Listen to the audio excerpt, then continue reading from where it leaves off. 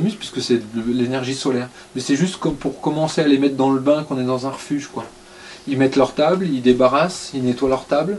Voilà. Après, les sensibiliser au fait qu'il faut trier les poubelles, ça c'est plus compliqué. Parce que nous on trie, on a 8 poubelles différentes pour faire le tri des poubelles, quoi.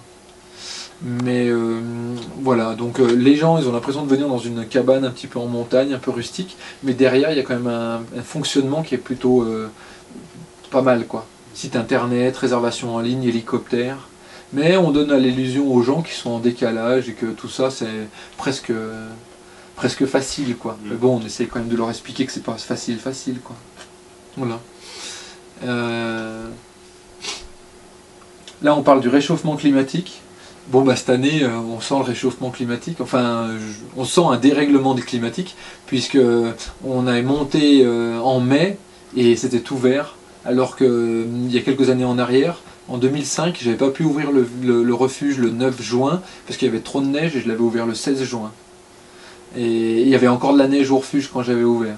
Donc là cette année on sent qu'il y a un dérèglement climatique dans l'environnement, on le sent forcément. Sur cette question-là, je vais répéter ce que me dit le berger. Le berger vient depuis 1974 ici, et lui, effectivement, il a énormément senti les dérèglements climatiques. Avant, il avait de la neige à tel endroit jusque tard dans la saison. Nous, on avait de la neige jusqu'au 14 juillet régulièrement. Là, on sent vraiment qu'il y a un dérèglement, quoi. Est-ce que c'est passager, est-ce que c'est à long terme? Ben ça, on n'en sait rien, quoi. Enfin, il y a quelque chose, quoi.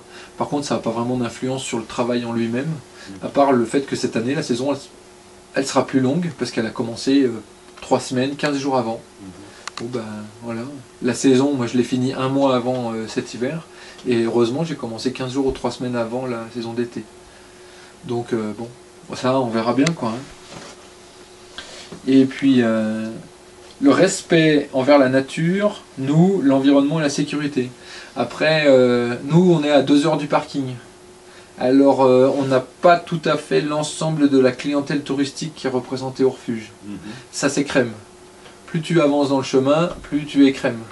30 minutes de marche, tu as encore à peu près tout le monde qui se balade, avec les petits souliers, les petits vêtements et tout. Voilà. Et plus tu t'éloignes du parking, plus tu as de la clientèle un peu plus à même de comprendre un peu la montagne, quoi. Malgré tout, tu as quand même des gens qui arrivent ici un petit peu par hasard, et puis qui sont pas du tout dans le mouvement. Il y a quand même assez souvent à midi, ben, tu as un client, il arrive, il veut un coca, tu lui vends un coca, il paye son coca et puis il part, quoi. Il n'y a pas de contact, il n'y a pas de compréhension, il sait pas du tout ce qu'on fait, il sait pas du tout que son coca il est monté en hélicoptère, qu'on l'a réchauffé avec un frigo à gaz, que le gaz, eh ben, il faut le transporter jusque là, que la bouteille, rien que la bouteille de gaz en métal elle est lourde, plus le gaz dedans. Bon bah ça voilà, quoi. Il y a des gens comme ça, hein. Et puis des fois on a même donc des gens qui dorment le soir, qui dorment le soir ici. Bah, ils arrivent un petit peu tard, ils n'ont pas le temps à l'apéro de discuter avec nous, ils passent à table, ils critiquent parce qu'ils trouvent que c'est pas super, parce qu'il faut mettre la table, parce qu'il n'y a pas de verre, parce qu'on ne change pas d'assiette entre la soupe et puis le rôti ou la fondue. Voilà, il y a des gens comme ça, quoi, qui sont pas hyper respectueux, quoi. Bon, après, on a toujours des gens qui nous laissent les poubelles à droite à gauche, ou qui essayent de nous laisser les poubelles. Bon, après, voilà, il faut aussi se mettre à la place des gens. Ils n'ont pas compris qu'il n'y avait pas de camion poubelle ici, et que donc les déchets descendent en hélicoptère, et puis c'est moi qui, avec mes petites mains, qui vais passer les sacs poubelles. Alors si je prends les poubelles de tout le monde, au bout d'un moment, mon boulot sera plus gardien, ce sera éboueur, quoi. Bon, mais après, il faut avoir le temps aussi de discuter avec les gens. Quand la saison elle est en plein boom, on n'a pas toujours le temps de discuter avec tout le monde, et les gens ne prennent pas forcément le temps de discuter avec nous. Par contre, une fois qu'il y a une bonne discussion, ouais, c'est sympa, sur les panneaux solaires, sur le ravitaillement et tout, les gens ils comprennent, ah bah dis donc, faites comme ça, bah c'est compliqué, machin. Bon, ça se passe pas mal, quoi. Avec les gens, ça se passe bien, quoi. Mais bon, on a l'habitude, on a l'avantage d'être à 2 heures, 2 heures et quart du parking. Celui qui est à 30 minutes du parking, attention, il n'a pas du tout la même clientèle, quoi. Il a presque toute la clientèle touristique qui vient. Alors à ce moment-là, tu as vraiment tout le monde, vraiment, même les mecs qui s'en foutent. Ils ont fait une balade, quoi. Non, nous, on a quand même des randonneurs, quoi. Voilà. Alors on se bat quand même un petit peu, mais on se bat avec les poubelles, on se bat avec différents trucs. Mais non, ça va pas mal, quoi. Les gens qu'on a sont quand même sympas, c'est des vrais randonneurs. Ils sont respectueux. Ouais. Et ils sont d'autant plus respectueux qu'il fait mauvais temps. Voilà, parce que ceux qui arrivent là et qui fait mauvais, à ce moment-là, le refuge prend vraiment le terme de refuge. Les gens viennent se réfugier quand il neige, quand il fait mauvais, quand il pleut. Ils viennent se réfugier à l'intérieur. Nous, ça nous fait des clients, donc on est content. Mais les gens, ils sont vraiment là. Ah ben, ils viennent se mettre au chaud, ils viennent se sécher et tout. Et alors là, les gens, il y a un super contact avec les gens. C'est malheureux, hein, c'est quand il fait mauvais que c'est le plus sympa. Bon. Et voilà ce que j'avais à dire.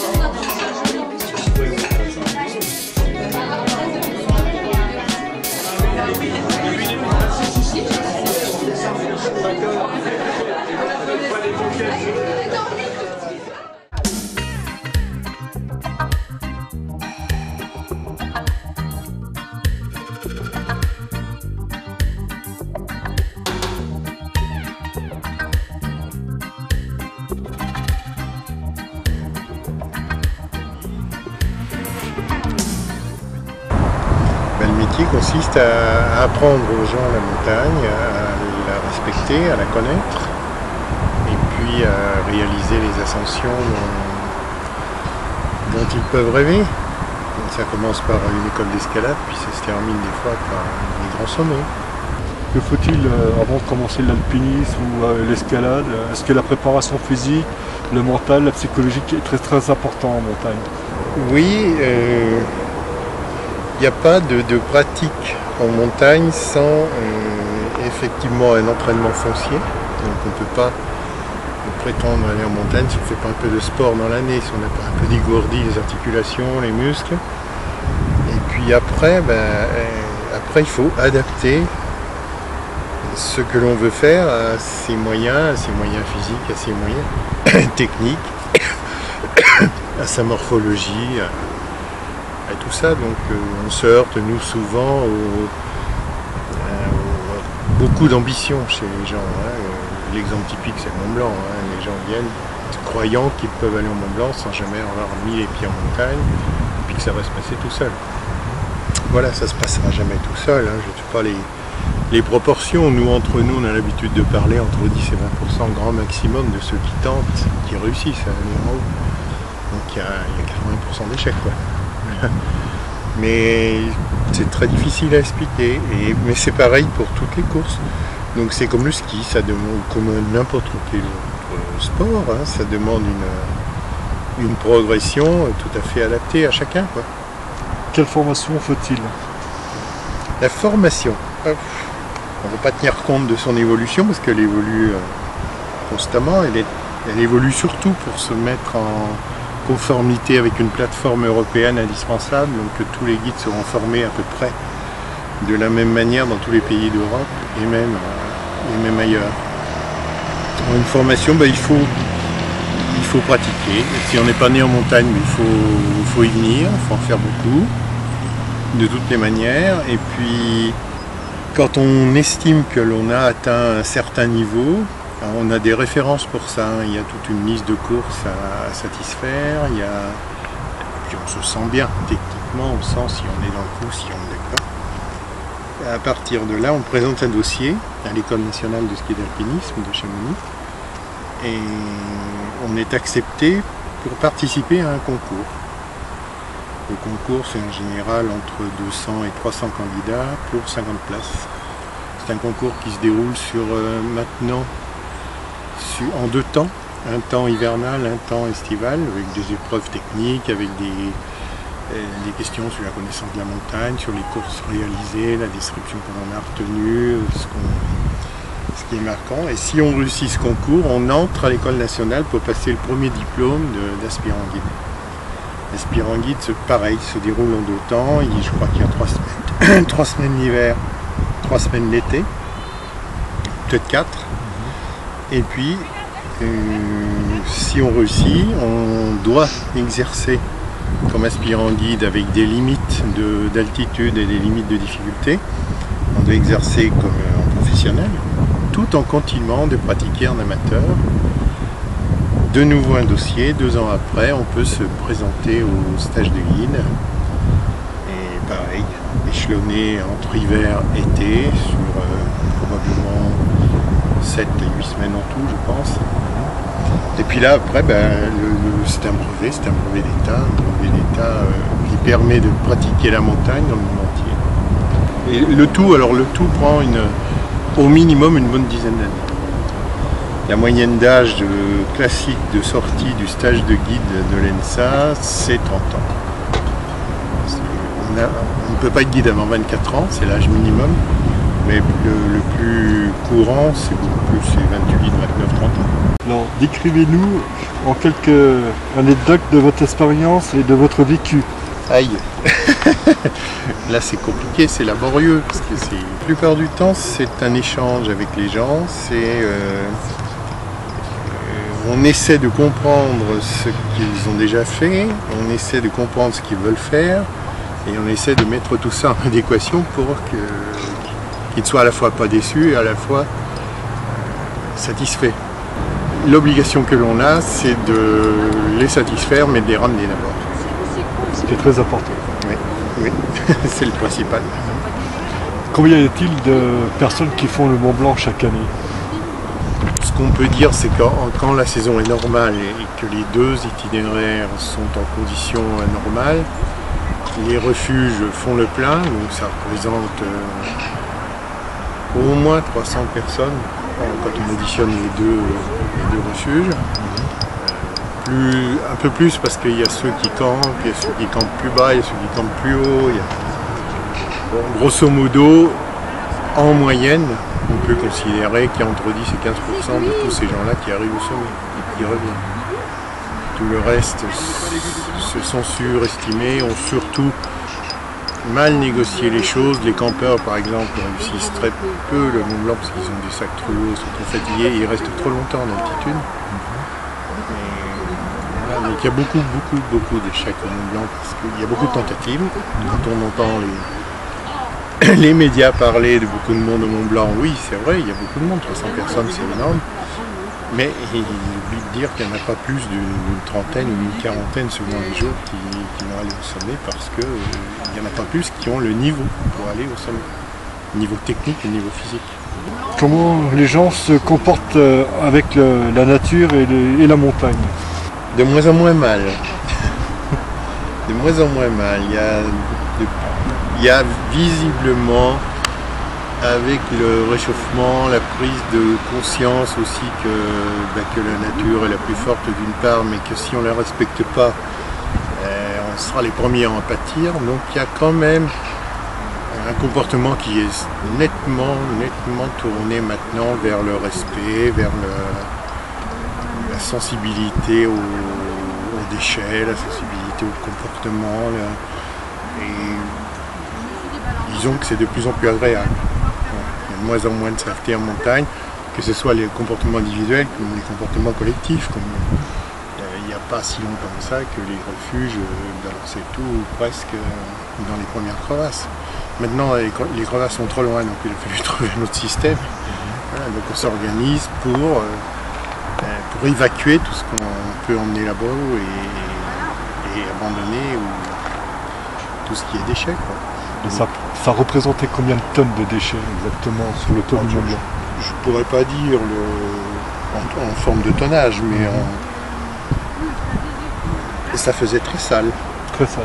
Pas partout, mais certains secteurs, oui. Ça faisait très sale, ça a bien évolué.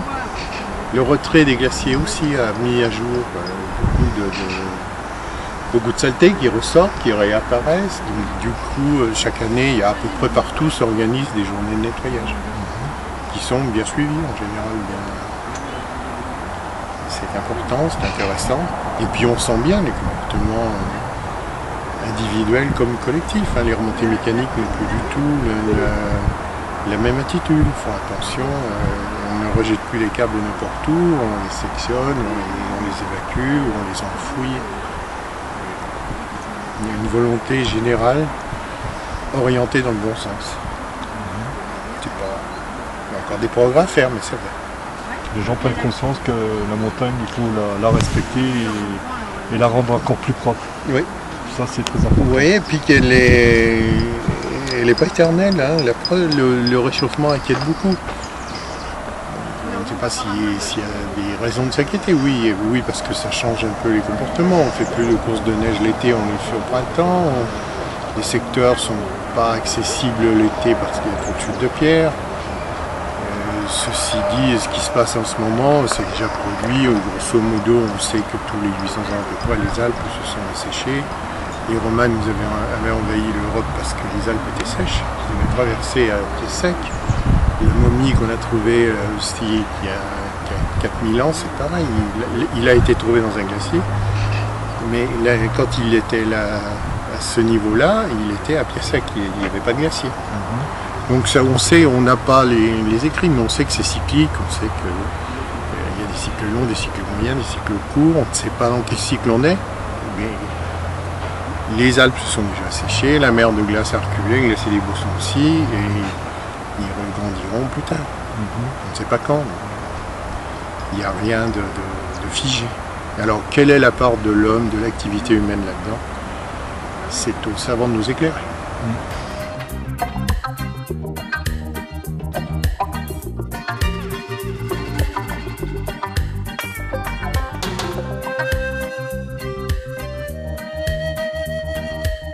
Je suis membre associé et chercheur au laboratoire CNRS de l'Université de Savoie, laboratoire Editem, et je travaille sur les environnements glaciaires. Alors, je travaille sur l'évolution de la couverture des glaciers des Alpes depuis la dernière glaciation, depuis 50 000 ans, jusqu'à aujourd'hui.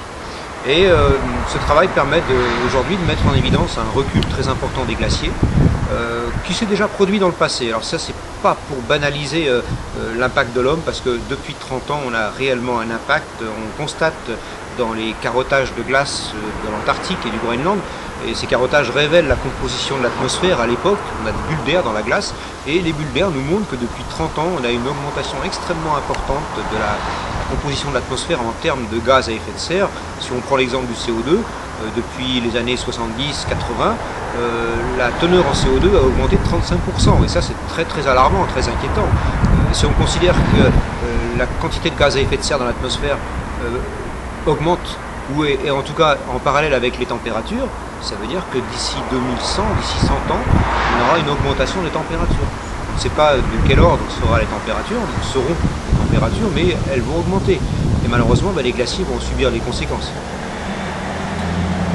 Alors, il n'y a pas que les glaciers qui en subissent les conséquences. Aujourd'hui, en montagne, dans le massif du Mont Blanc, puisqu'on est ici à Chamonix, on voit très facilement l'impact du réchauffement climatique. On le voit à travers la fonte des glaciers. La mer de glace, elle a reculé depuis 25 ans, elle a reculé de 650 mètres, elle a perdu 60 mètres d'épaisseur de glace face à la gare du Mont-Envers.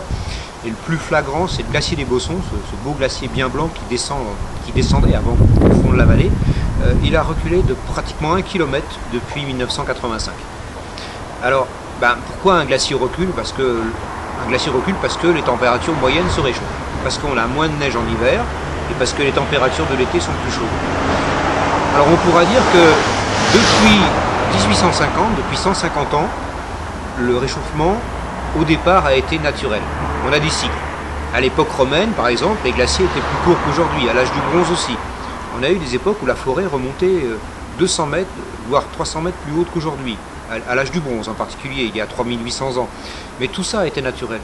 Alors qu'aujourd'hui, on a un réchauffement important, au départ naturel, et aujourd'hui largement accéléré par l'activité humaine. Et le problème, c'est que si on n'arrête pas du jour au lendemain d'émettre des gaz à effet de serre, le résultat va être catastrophique dans 100 ou 200 ans. Et il faudra plusieurs centaines d'années, à partir du moment où on arrête dans la décennie qui vient, il faudra plusieurs centaines d'années pour retrouver un état d'équilibre. Et d'ici là, on aura fait beaucoup de dégâts. La mer, entre autres, les gens qui travaillent sur le milieu marin pourront vous le dire, disparition d'espèces, mutation d'espèces, maladies, développement de certaines maladies, rayonnement solaire plus intense.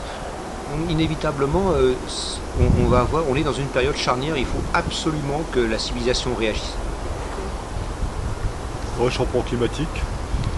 Alors pour le changement climatique dans les Alpes, il est perceptible d'abord avec le recul des glaciers, c'est évident, et puis ensuite par une évolution de la haute montagne. La haute montagne évolue vers de nouveaux risques, on a beaucoup d'écroulements, beaucoup de chutes de pierres.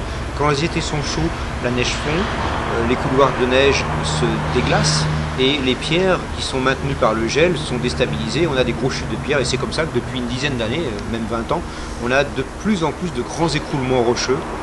Ça fragilise la haute montagne et en même temps, ça rend la pratique de la haute montagne beaucoup plus dangereuse qu'il y a 30 ou 40 ans. Donc je peux rajouter aussi autre chose, c'est qu'en termes d'environnement, dans les vallées des Alpes, non seulement on a un réchauffement, mais sans aller jusqu'à analyser le pourquoi, le comment du réchauffement, on a un impact humain qui est de plus en plus terrible. On prend l'exemple du massif du Mont Blanc qui aurait dû être préservé, qui aurait dû être une région, un parc naturel.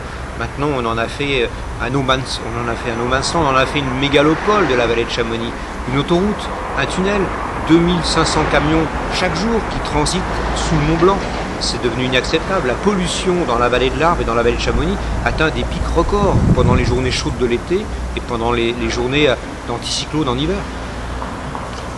Et la faune et la flore? Alors la faune et la flore, elle en subit quelque part les conséquences parce qu'elle évolue en fonction du climat. Par exemple, on a une remontée des sangliers dans la vallée de Chamonix qu'on n'avait pas avant. Pourquoi? Parce qu'on a moins de neige, moins d'épaisseur de neige, donc les sangliers peuvent se mouvoir plus facilement dans la vallée. Autrefois, ils restaient plutôt en bas, il y a 30 ou 40 ans.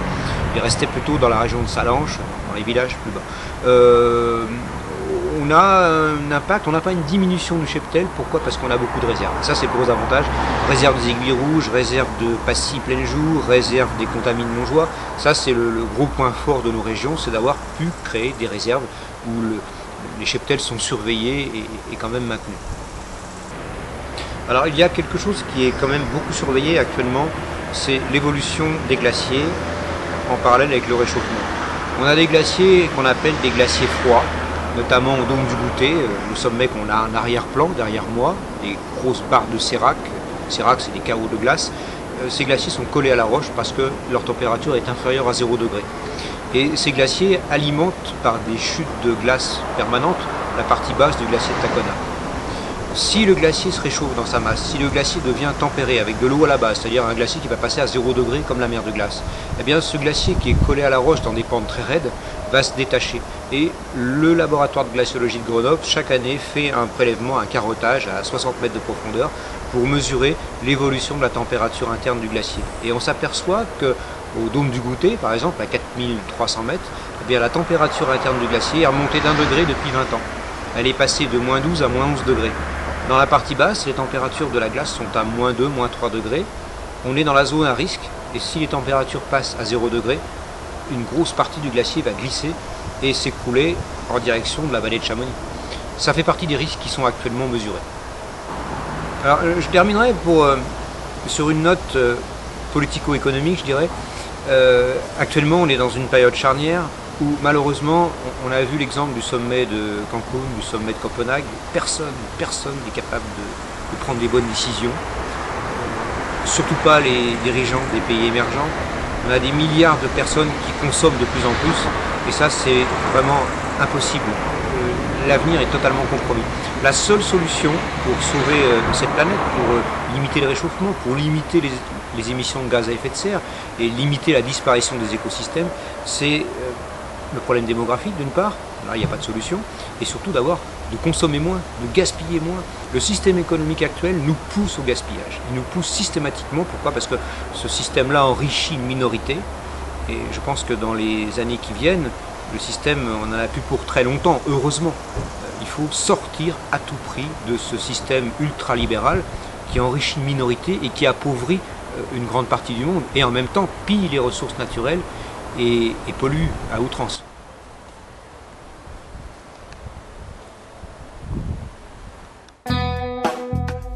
Nous sommes au peloton de gendarmerie de haute montagne, qui a été implanté depuis 1958 dans la vallée de Chamonix et depuis octobre 2001 à Annecy. Le PGHM compte 260 militaires répartis en 20 unités dans les secteurs montagneux. Il est composé de gendarmes secouristes, de gendarmes de pilotes d'hélicoptères, de maîtres chiens et de médecins. La vocation de ces unités est d'assurer le secours sur l'ensemble des massifs montagneux du pays. Ils ont pour mission de secourir les personnes en difficulté, de rechercher les personnes disparues ou